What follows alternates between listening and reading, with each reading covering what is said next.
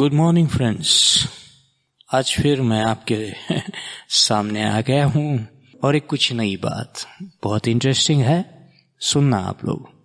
देखिए, अगर आप किसी से कहिए कि आप परमात्मा से, ईश्वर से प्रेम क्यों नहीं करते आप ईश्वर से, पूछो उनसे। आप पूछेंगे तो क्या जवाब मिलेगा आपको? एक तो वो होते हैं कि जो नास्तिक होते हैं।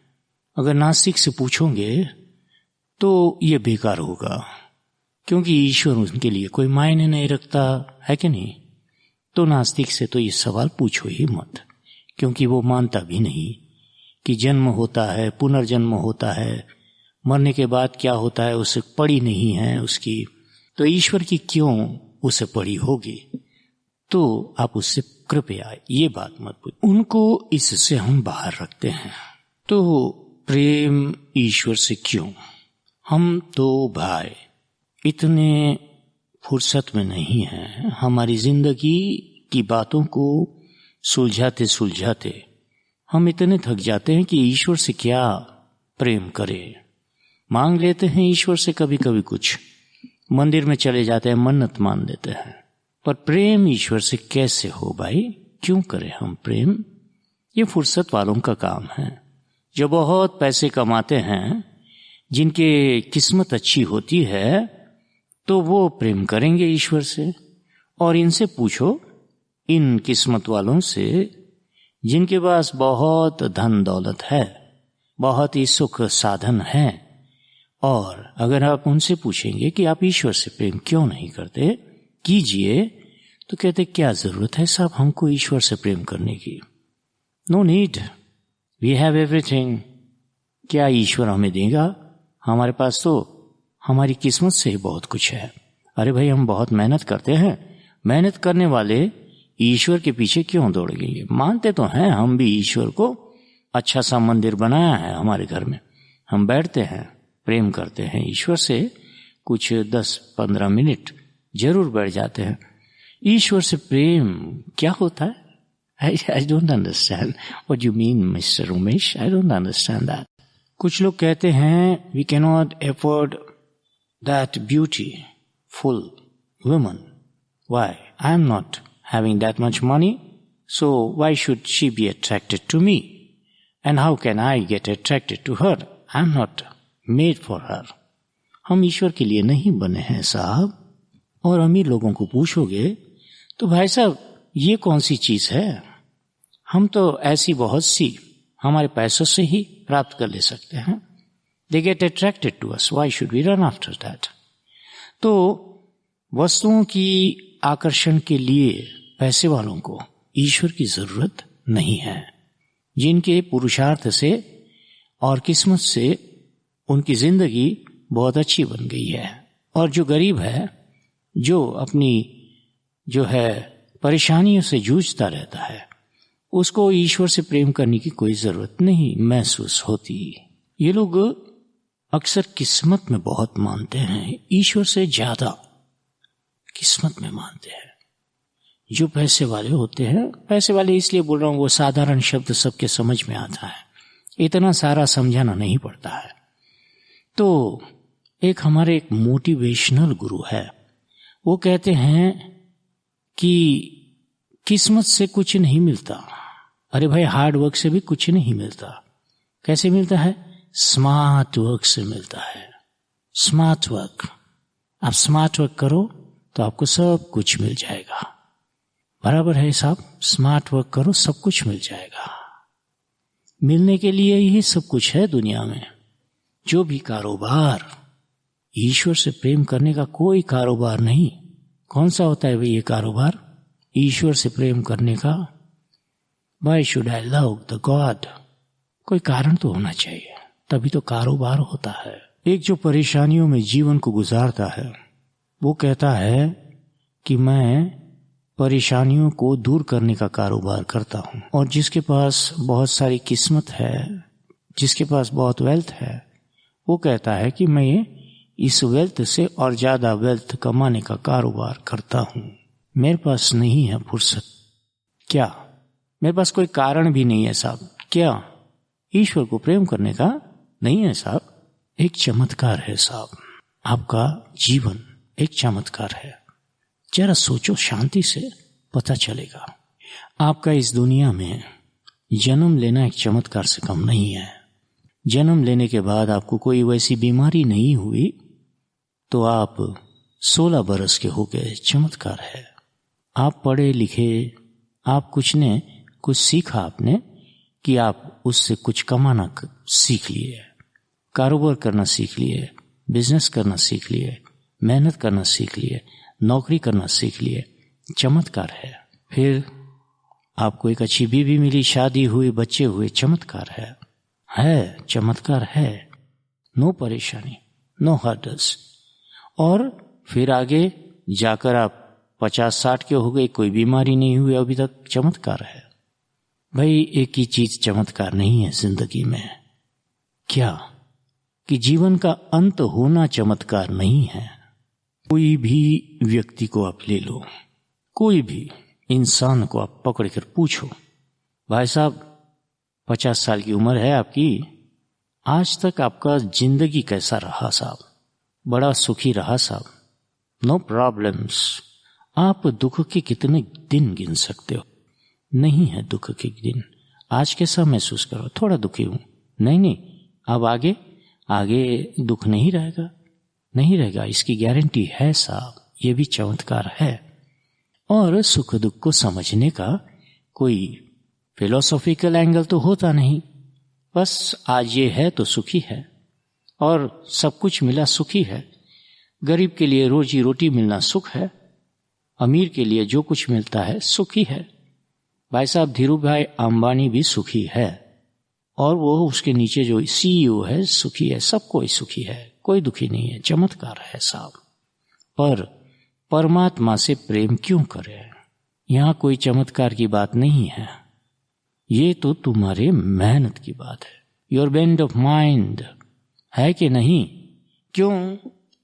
क्योंकि उसी के लिए तो पैदा हुए हो साहब आप, उसके ही चमत्कार से आज तक का जीवन आपका निकला और आप उनको मानने को तैयार नहीं, मानते हैं साहब, पूरा नहीं मानते तो है, हाँ ठीक ठाक मानते हैं भगवान में। भाई गणेश की मूर्ति ले आते हैं, माता जी की हम ये पूजा करते हैं 9 दिन की, दिवाली पर लक्ष्मी की पूजा करते हैं, सरस्वती की पूजा करते हैं, दुर्गा की पूजा करते हैं, और हर सोमवार भोलेनाथ को हम जल चढ़ाते हैं, दूध चढ़ाते। बड़े बड़े लोग बड़े बड़े तरीकों से परमात्मा के पास जाते हैं साहब, ये तो करते हैं, मानना पड़ेगा। प्रेम करने को कहो तो पूछते हैं परमात्मा से प्रेम कैसे होता है? We don't know. दौलत से प्रेम करते हो? हाँ, कैसे होता है? ऐसे होता है दौलत से प्रेम। इसी के लिए तो सारा जिंदगी दौड़ा दौड़ करते हैं साहब, हम पूरी जिंदगी खपा देते हैं दौलत के पीछे, सुख शांति के पीछे। ये से प्रेम तो है, बीमारियों से दूर रहने का प्रेम है, हाँ सब अपनों को प्यार से रखने का प्रेम है, बहुत कुछ है साहब। जो आप अपना समझते हैं उससे आप बहुत प्रेम करते हैं। तो किसको आप अपना नहीं समझते? भगवान को नहीं समझते अपना। तो प्रेम कैसा भाई साहब? क्यों करे प्रेम? What is this? We daily go to him. नमस्कार करते हैं भगवान को, तिलक लगाते हैं, हम इबादत करते हैं साहब, प्रेम नहीं करते, इबादत करते हैं। प्रेम तो हम हमारी चीजों से करते हैं, हमारे लोगों से करते हैं, हमारी पार्टी से करते हैं, हमारे जो हमारे सहारे हैं उनसे प्रेम करते हैं। हम सबसे प्रेम करते हैं सब। कुत्ते से भी प्रेम करते हैं, जिसे आप पाल के रखे हो, गोद में बिठा के कुत्ते को खिलाते हो आप किससे प्रेम नहीं करते? जमाने की हर चीज से आप प्रेम करते हैं जो आपको खुशी देती है। भगवान नहीं देता आपको खुशी, नहीं देता, ऐसे ही समझते हो ना, तो प्रेम क्यों करोगे साहब? अरे भगवान खुशी देगा तभी प्रेम करोगे, ये भी तो एक प्रॉब्लम है साहब। अगर कोई खुशी देता है तो प्रेम करते हो, तो फिर आप किससे प्रेम करते हो बताइए। खुशी तो आप लेते हो साहब, कोई देता नहीं आपको। खुशी तो आप लेते हो, कुछ कर कर खुश हो जाते हो, ये है। तो भगवान से प्रेम करके खुश होइए ना, हो जाइए। यही बात कहने के लिए आया था मैं आपसे। तो भाई बहुत सारी चीजें होती रहती है, मोटिवेशनल स्पीचेस होती है। कैसे कमाना, पैसे कमाना, कैसे कमाना, पैसे कमाना, कैसे सक्सेसफुल बन जाए, कैसे हम महान बन जाए। साहब ऐसे हमने देखे हैं मोटिवेशनल स्पीकर्स, बस यही सिखाते हैं, यही सिखाते, यही जीवन है साहब। सामने बोर्ड पर लगा दो आपके बेडरूम में एक आलीशान बंगला, एक आलीशान गाड़ी, और आपको जीवन में जो कुछ भी चाहिए उसका फोटो लगाइए, रोज देखिए, मिल जाएगा आपको, आ जाएगा आपके पास। यस, विजुअलाइजेशन करो। परमात्मा के प्रति कोई विजुअलाइजेशन नहीं करते आप। जो 24 घंटे करना है आपको विजुअलाइजेशन परमात्मा का, उसका नहीं करते आप। आपको उल्टा ही सिखाया जाता है सब कुछ। क्या समझते हो आप? आप अपना कर्तव्य करोगे तो आप सुखी होंगे। कर्तव्य समझकर जो भी आपने किया उससे आप सुखी जरूर होंगे, दुखी तो नहीं होंगे आप। और दूसरी बात, पुरुषार्थ तो करो तो परमात्मा के लिए करो।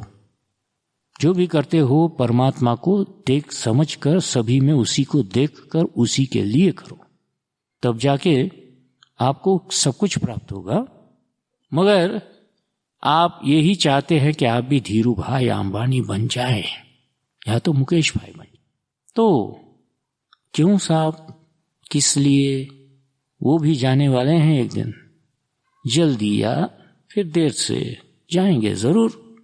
तब पूछना उनसे क्या लेकर गए साथ में, पूछ लेना। हाँ ठीक है। तो फिर परमात्मा से प्रेम कैसे करें?